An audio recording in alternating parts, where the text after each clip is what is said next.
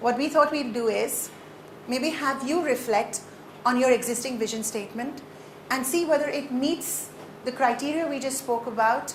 Is there something now that you've just heard what we've discussed? Is there something you'd like to add, something you'd like to change, or something you'd like to see reflected in your vision statement? Maybe we could spend 10 minutes doing that. Yeah. We work with deaf babies, just to give you an introduction. Very young deaf children.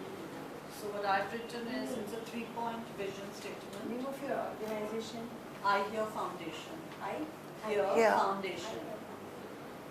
So what we do is early detection, diagnosis and intervention of hearing loss in infants and children, and empowerment of families. Second is education of professionals. And third would be creating a sensitized environment. So basically an awareness of hearing loss with a larger population. acquired hearing loss or congenital hearing loss? Congenital. And with hearing loss, any other disability or also purely hearing loss? We work with purely hearing loss. So we have various programs. But where the teaching part goes, it's basically purely hearing loss because we are not trained in any other. Right? So if it's a deaf blind, we don't have the expertise. It has to have congenital hearing loss. No, it would be acquired, but basically it's very young children. So we have like 6 months, 4 months. So that is why the early detection. We do newborn screening. Newborn screening. Neonatal care. Newborn screening we do at hospitals. We go to KEM and Messina and Noor, and we have it at our own center. And that is what we want to propagate actually, because abroad newborn screening is done in hospitals. It's mandatory. It's also mandatory in Kerala. Sadly, it hasn't become mandatory in the whole country yet, which is what we are trying to get. Not very successful either.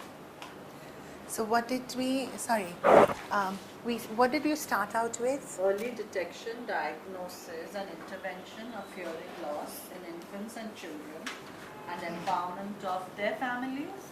Of their families, yes. Right? That would be one. And I think we can make it more concise, but this is what we've done. The second is education of professionals. Yes. In our field, obviously. Correct. And the third is creating a sensitized environment. Correct. So then, this is what,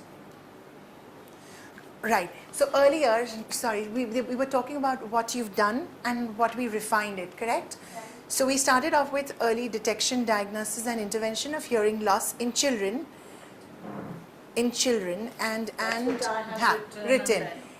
And then she's also listed what's the main, maybe you could say what they work towards. So those were all listed down.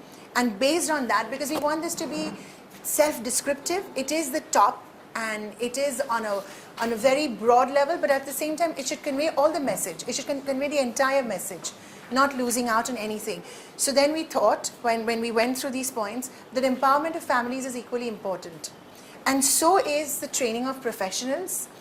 And then the larger one picture is creating a sensitized environment around the children. Now this environment could be, you could either look at it just locally, focused within families, or then you could look at it largely with society.